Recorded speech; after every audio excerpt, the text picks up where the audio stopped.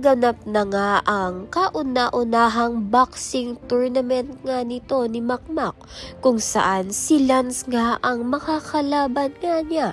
Maging sapat nga kaya ang lakas ng loob nito ni Makmak na kalabanin nga itong si Lance, dahil hindi naman nga sapat ang kanyang pag-iensayo para sa kauna-unahang tournament nga niya, dahil tanging kaibigan nga lang niyang si Tobuts ang nag-iensayo sa kanya, samantalang itong si Lance ay kumpleto nga sa gamit at may coach pa nga.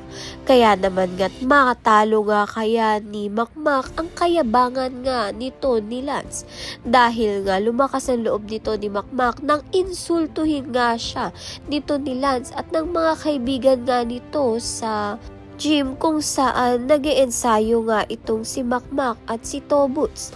Samantalang hindi naman nga alam ng pamilya nga nito ni Makmak na sumali nga siya sa tournament, dahil hindi nga sang-ayon ang lola at nanay na niya, at pati na rin nga ang lolo niya, dahil katulad nga lang raw siya ng kanyang ama na mahina nga at hindi pa nga raw kaya ni Makmak.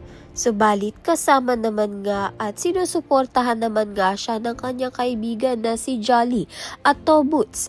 Kaya naman nga't yan at iba pa ang dapat nating pakaabangan. Maraming salamat sa iyong panonood.